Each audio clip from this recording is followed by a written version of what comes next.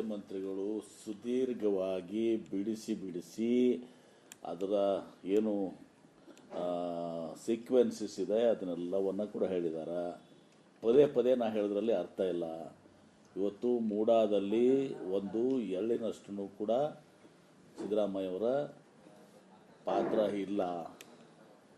ಅವರಿಗೆ ಅವ್ರ ಭೂಮಿಯನ್ನು ಮೂಡಾದವರು ಅತಿಕ್ರಮಣ ಮಾಡಿದ್ದಾರೆ. ಭೂ ಸ್ವಾಧೀನ ಮಾಡಿಕೊಂಡು ಅಭಿವೃದ್ಧಿ ಪಡಿಸುವಂಥದ್ದು ಬೇರೆ ಪರಿಹಾರ ಕೊಟ್ಟು, ಭೂ ಸ್ವಾಧೀನ ಮಾಡದೆ ಅಕ್ರಮವಾಗಿ ಇದನ್ನು ತಿಳಿದೇ ಅದನ್ನು ಡೆವಲಪ್ ಮಾಡಿ ಹಂಚಿಕೆ ಮಾಡಿದ್ದಾರೆ. ಇಂಥ ಕೇಸ್ನಲ್ಲಿ ಪರ್ಯಾಯವಾಗಿ ಇವತ್ತು ದಿವಸ ಭೂ ಸ್ವಾಧೀನ ಪಡಿಸ್ಕೊಂಡಾಗ 50-50 ಬರ್ತದೆ. ಈ ರೀತಿ ಮಾಡಿದಾಗ ಸಂಪೂರ್ಣವಾಗಿ 3 ಎಕರೆ ಎಷ್ಟು 26 ಗುಂಟೆ ಏನೋ ಇತ್ತಲ್ಲ ಅದನ್ನೆಲ್ಲ ಸಂಪೂರ್ಣವಾಗಿ ಕೊಡಬೇಕಾಗಿತ್ತು. ಅದಾಗಿನೂ ಕೂಡ ಇವತ್ತು ಮೂಡಾದವರು ತಮ್ಮ ಸಭೆಯಲ್ಲೇ ಹೇಳಿದ್ದಾರೆ. ಮೂಡಾದವರು ಅಲ್ಲಿ ರಾಮದಾಸ್ ಇದ್ದಾರೆ, GT ದೇವೇಗೌಡ ಇದ್ದಾರೆ, ಇದು ತಪ್ಪಾಗಿದೆ ನಮ್ಮಿಂದ ಅಂಥೇಳಿ ಬೋರ್ಡ್ ಮೀಟಿಂಗ್ ಮೂಡಾದರು ಹೇಳಿದ್ದಾರೆ, ಇದು ತಪ್ಪಾಗಿದೆ ನಮ್ಮಿಂದ ಅಂಥೇಳಿ ಇವತ್ತು ದಿವಸ ಅವರು ನಿರ್ಧಾರ ಏನು ಮಾಡಿದ್ದಾರೆ. ಉಳಿದವರು ಎಲ್ಲರಿಗೂ ಇವ್ರಿಗೆ ಅಷ್ಟೇ ಅಲ್ಲ, ಸಾಮಾನ್ಯವಾಗಿ ಎಲ್ಲ ಕಡೆನೂ ಅಲ್ಲಿ ಭೂ ಸ್ವಾಧೀನ ಮಾಡ್ಕೋತಾರೆ. ಇವತ್ತು ಅಲ್ಲಿ 50% ಸೈಟ್ಸನ್ನು ಡೆವಲಪ್ಡ್ರಲ್ಲಿ 50% ಸೈಟ್ಸನ್ನು ಆಯಾ ಯಾರು ಭೂಮಿಯನ್ನು ಕಳ್ಕೊಂಡಿರ್ತಾರೆ ಅವ್ರಿಗೆ ಅಥವಾ ಒಪ್ಪಂದ ಮಾಡ್ತಾರೆ ಅವ್ರು ಕೊಡ್ತಾರೆ. ಇದರಲ್ಲಿ CM ಅವ್ರದ್ದೇನು ಪಾತ್ರ ಇದೆ? ಆ ಪ್ರಕಾರ ಕೊಟ್ಟಿದ್ದಾರೆ. ಪ್ರತಿ ಭಾಷಣಗಳಲ್ಲೂ ಕೂಡ ಸರ್ಕಾರ ಅಸ್ಥಿರ ಆಗುತ್ತೆ ಅಂತ ಕುಮಾರಸ್ವಾಮಿ ಅವರು ಹೇಳಿದ್ರು. 10 ತಿಂಗಳ ಒಳಗೆ ಕೂಡ ಇರೋದಿಲ್ಲ ಸರ್ಕಾರ ಅಂತ. ಅದು ಕುಮಾರಸ್ವಾಮಿ ಅವ್ರಿಗೆ ಸಮ್ಮಿಶ್ರ ಸರ್ಕಾರ ಇದ್ದಾಗ ನಾನು ಕೂಡ ಗೃಹ ಮಂತ್ರಿ ಆವಾಗ ಸರ್ಕಾರ ಉಳಿಸ್ಕೊಳ್ಳೋಕ್ಕೆ ಕುಮಾರಸ್ವಾಮಿ ಅವ್ರ ಕಡೆ ಆಗಲಿಲ್ಲ. ರಮೇಶ್ ಜಾರಕಿಹೊಳಿ ಅವರೆಲ್ಲ ಇದ್ರಲ್ಲ, ಈಗ ಯಾರ ಜೊತೆ ಅವ್ರು ಪಾದಯಾತ್ರೆ ಮಾಡ್ತಾ ಇದ್ದಾರಲ್ಲ ಅವರೇ ಅವಾಗ ಸರ್ಕಾರ ಕೆಡವಿದ್ರಲ್ಲ. ಕುಮಾರಸ್ವಾಮಿ ಅವರು ಯಾರ ಜೊತೆ ಪಾದಯಾತ್ರೆ ಮಾಡ್ತಾ ಇದ್ದಾರೆ ಅವ್ರ ಜೊತೆನೇ ಇವತ್ತು ಅವರೇ ಸರ್ಕಾರ ಕೆಡವಿದ್ರಲ್ಲ. ಅವಾಗ ಸರ್ಕಾರ ಉಳಿಸ್ಕೊಳ್ಳೋಕ್ಕಾಗಲಿಲ್ಲ. 30 ಶಾಸಕರನ್ನ ಇಟ್ಕೊಂಡು ನಾವು ಅವ್ರನ್ನ ಮುಖ್ಯಮಂತ್ರಿ ಮಾಡಿದ್ದೀವಿ ಕುಮಾರಸ್ವಾಮಿ ಅವ್ರಿಗೆ. ಇದೇನಾಗುತ್ತೆ ಗೊತ್ತಾ? ಅವಕಾಶವಾದಿ ಈ ಪಾದಯಾತ್ರೆ ಇದು. ಅವರು ಕುಮಾರಸ್ವಾಮಿ ಅವರು ಪಾಪ ಮೊದಲು ಅವರು ಹೋಗ್ತಾ ಇರಲಿಲ್ಲ. ಈಗ ಅನಿವಾರ್ಯವಾಗಿ ಅವ್ರ ಮೇಲೆ ಒತ್ತಡ ಹೇರಿ ಎಲ್ಲ ಮಾಡ್ಮೇಲೆ ಡೆಲ್ಲಿಯಲ್ಲಿ ಏನು ನಾಟಕ ನಡೀತು ಗೊತ್ತದೆ. ಅವ್ರು ನಾವು ಭಾಗವಹಿಸಿದ್ರಲ್ಲ ಅಂಥೇಳಿ JDSನವರು ಅನಿವಾರ್ಯವಾಗಿ ಒತ್ತಡ ಮಾಡಿ ಇವತ್ತು ದಿವಸ ಅವ್ರನ್ನ ಪಾದಯಾತ್ರೆಗೆ ಬರ್ಸಿದ್ದಾರೆ. ಮತ್ತು ಕೇಂದ್ರ ಸಚಿವರು ಮಂತ್ರಿ ಮಾಡಿದ್ದಾರೆ. ಮತ್ತು ಅವ್ರ BJP ಅವ್ರ ಮಾತು ಕೇಳಬೇಕಲ್ಲ. ಈಗ ಅಂಥ ಪರಿಸ್ಥಿತಿ ಒಲ್ಲದ ಮನಸ್ಸಿಂದ ಕುಮಾರಸ್ವಾಮಿ ಅವರು ಇವತ್ತು ಪಾದಯಾತ್ರೆ ಮಾಡ್ತಾರೆ. ಸರ್, ಇನ್ನೊಂದು ಇವತ್ತು KC ವೇಣುಗೋಪಾಲ್ ಸಚಿವರನ್ನ ಸಭೆ ಕರೆದಿದ್ದಾರೆ. ಏನು ಸರ್ ಸಚಿವರು? ನನಗೂ ಗೊತ್ತಿಲ್ಲ. ಇವತ್ತು ಸಭೆ ಕರೆದಿದ್ದಾರೆ. ಇವತ್ತು ಅವರೆಲ್ಲ ಅವರ ಅಭಿಪ್ರಾಯಗಳು ತೆಗೆದುಕೋತಾರೆ, ತಮ್ಮ ಸಲಹೆಗಳನ್ನು ಕೊಡ್ತಾರೆ. ಅಂಥದ್ದು ಯಾವುದೂ ಕೂಡ ಇವತ್ತು ಅಜೆಂಡಾ ಕೂಡ ಏನೂ ಕೂಡ ನನಗೆ ಗೊತ್ತಿಲ್ಲ, ನಿಮಗೇನು ಗೊತ್ತಿರ್ತದೆ.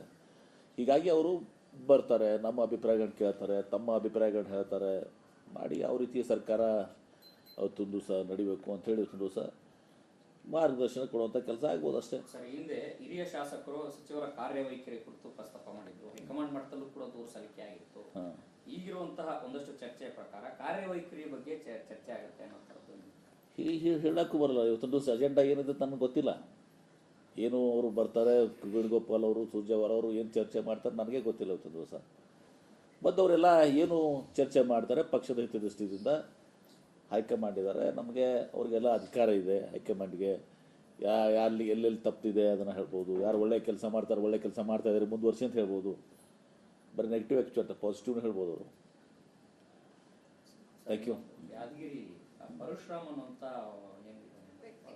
ಸಬ್ ಇನ್ಸ್ಪೆಕ್ಟರ್, ಅಲ್ಲಿಯ ಸ್ಥಳೀಯ ಶಾಸಕ, ಕಾಂಗ್ರೆಸ್ ಶಾಸಕ 30 ಲಕ್ಷ ರೂಪಾಯಿ ತಗೊಂಡು ವರ್ಗಾವಣೆ ಮಾಡಿದ್ರು ಕೂಡ ಈ ವರ್ಗಾವಣೆ ಪ್ರಕರಣದಲ್ಲಿ ಅವ್ರ ಮೇಲೆ ಒತ್ತಡ ಇತ್ತು ಅನ್ನುವಂಥ ಆರೋಪವನ್ನು ಅವರೇನಾದ್ರು ಮುಖ್ಯಮಂತ್ರಿಗಳು ಸುದೀರ್ಘವಾಗಿ ಬಿಡಿಸಿ ಅದರ ಏನು ಸೀಕ್ವೆನ್ಸಸ್ ಇದೆ ಅದನ್ನೆಲ್ಲವನ್ನು ಕೂಡ ಹೇಳಿದ್ದಾರೆ.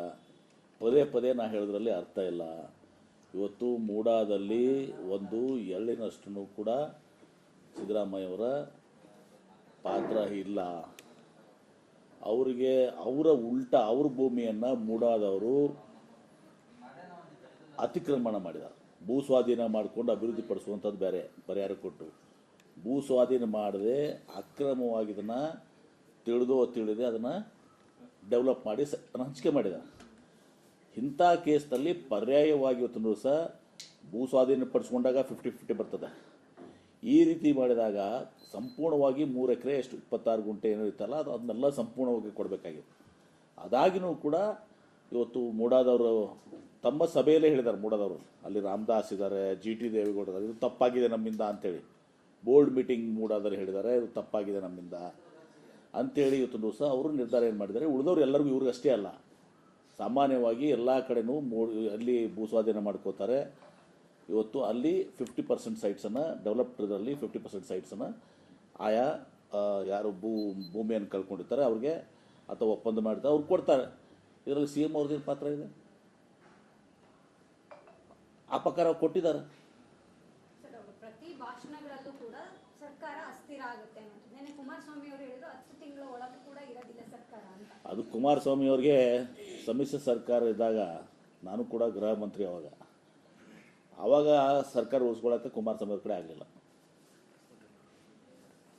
ರಮೇಶ್ ಜಾರಕಿಹೊಳಿ ಅವರೆಲ್ಲ ಇದ್ರಲ್ಲ, ಈಗ ಯಾರ ಜೊತೆ ಅವ್ರು ಪಾದಯಾತ್ರೆ ಮಾಡ್ತಾ ಇದ್ದಾರಲ್ಲ ಅವರೇ ಅವಾಗ ಸರ್ಕಾರ ಕೆಡವಿದ್ರಲ್ಲ. ಕುಮಾರಸ್ವಾಮಿ ಅವರು ಯಾರ ಜೊತೆ ಪಾದಯಾತ್ರೆ ಮಾಡ್ತಾ ಇದ್ದಾರೆ ಅವ್ರ ಜೊತೆನೇ ಇವತ್ತು ಅವರೇ ಸರ್ಕಾರ ಕೆಡವಿದ್ರಲ್ಲ. ಅವಾಗ ಸರ್ಕಾರ ಉಳಿಸ್ಕೊಳ್ಳೋಕ್ಕಾಗಲಿಲ್ಲ. 30 ಶಾಸಕರನ್ನ ಇಟ್ಕೊಂಡು ನಾವು ಅವ್ರನ್ನ ಮುಖ್ಯಮಂತ್ರಿ ಮಾಡಿದ್ದೀವಿ ಕುಮಾರಸ್ವಾಮಿ ಅವ್ರಿಗೆ. ಇದೇನಾಗುತ್ತೆ ಗೊತ್ತಾ? ಅವಕಾಶವಾದಿ ಈ ಪಾದಯಾತ್ರೆ ಇದು. ಅವರು ಕುಮಾರಸ್ವಾಮಿ ಅವರು ಪಾಪ ಮೊದಲು ಅವರು ಹೋಗ್ತಾ ಇರಲಿಲ್ಲ. ಈಗ ಅನಿವಾರ್ಯವಾಗಿ ಅವ್ರ ಮೇಲೆ ಒತ್ತಡ ಹೇರಿ ಎಲ್ಲ ಮಾಡ್ಮೇಲೆ ಡೆಲ್ಲಿಯಲ್ಲಿ ಏನು ನಾಟಕ ನಡೀತು ಗೊತ್ತದೆ. ಅವ್ರು ನಾವು ಭಾಗವಹಿಸಿದ್ರಲ್ಲ ಅಂತೇಳಿ JDSನವರು ಅನಿವಾರ್ಯವಾಗಿ ಒತ್ತಡ ಮಾಡಿ ಇವತ್ತು ದಿವಸ ಅವ್ರನ್ನ ಪಾದಯಾತ್ರೆಗೆ ಬರ್ಸಿದ್ದಾರೆ. ಮತ್ತು ಕೇಂದ್ರ ಸಚಿವರು ಮಂತ್ರಿ ಮಾಡಿದ್ದಾರೆ. ಮತ್ತು ಅವ್ರ BJP ಅವ್ರ ಮಾತು ಕೇಳಬೇಕಲ್ಲ. ಈಗ ಅಂಥ ಪರಿಸ್ಥಿತಿ ಒಲ್ಲದ ಮನಸ್ಸಿಂದ ಕುಮಾರಸ್ವಾಮಿ ಅವರು ಇವತ್ತು ಪಾದಯಾತ್ರೆ ಮಾಡ್ತಾರೆ. ಸರ್, ಇನ್ನೊಂದು ಇವತ್ತು KC ವೇಣುಗೋಪಾಲ್ ಸುರ್ಜೇವಾಲಾ ಅವರು ಸಚಿವರನ್ನ ಸಭೆ ಕರೆದಿದ್ದಾರೆ. ಏನು ಸರ್ ಸಚಿವರು? ನನಗೂ ಗೊತ್ತಿಲ್ಲ. ಇವತ್ತು ಸಭೆ ಕರೆದಿದ್ದಾರೆ. ಇವತ್ತು ಅವರೆಲ್ಲ ಅವರ ಅಭಿಪ್ರಾಯಗಳು ತೆಗೆದುಕೋತಾರೆ, ತಮ್ಮ ಸಲಹೆಗಳನ್ನು ಕೊಡ್ತಾರೆ. ಅಂಥದ್ದು ಯಾವುದೂ ಕೂಡ ಇವತ್ತು ಅಜೆಂಡಾ ಕೂಡ ಏನೂ ಕೂಡ ನನಗೆ ಗೊತ್ತಿಲ್ಲ, ನಿಮಗೇನು ಗೊತ್ತಿರ್ತದೆ. ಹೀಗಾಗಿ ಅವರು ಬರ್ತಾರೆ, ನಮ್ಮ ಅಭಿಪ್ರಾಯಗಳನ್ನ ಕೇಳ್ತಾರೆ, ತಮ್ಮ ಅಭಿಪ್ರಾಯಗಳನ್ನ ಹೇಳ್ತಾರೆ, ಮಾಡಿ ಯಾವ ರೀತಿ ಸರ್ಕಾರ ಅವತ್ತೊಂದು ದಿವಸ ನಡಿಬೇಕು ಅಂಥೇಳಿ ಇವತ್ತೊಂದು ದಿವಸ ಮಾರ್ಗದರ್ಶನ ಕೊಡುವಂಥ ಕೆಲಸ ಆಗ್ಬೋದು ಅಷ್ಟೇ. ಸರ್, ಹಿಂದೆ ಹಿರಿಯ ಶಾಸಕರು ಸಚಿವರ ಕಾರ್ಯವೈಖರಿ ಕುರಿತು ಪ್ರಸ್ತಾಪ ಮಾಡಿದ್ರು. ಹೈಕಮಾಂಡ್ ಮಟ್ಟದಲ್ಲೂ ಕೂಡ ದೂರು ಸಲ್ಲಿಕೆ ಆಗಿತ್ತು. ಈಗಿರುವಂತಹ ಒಂದಷ್ಟು ಚರ್ಚೆಯ ಪ್ರಕಾರ ಕಾರ್ಯವೈಖರಿ ಬಗ್ಗೆ ಚರ್ಚೆ ಆಗುತ್ತೆ ಅನ್ನೋದು ಹೇಳಕ್ಕೂ ಬರಲ್ಲ. ಇವತ್ತೊಂದು ದಿವಸ ಅಜೆಂಡಾ ಏನಿದೆ ನನಗೆ ಗೊತ್ತಿಲ್ಲ.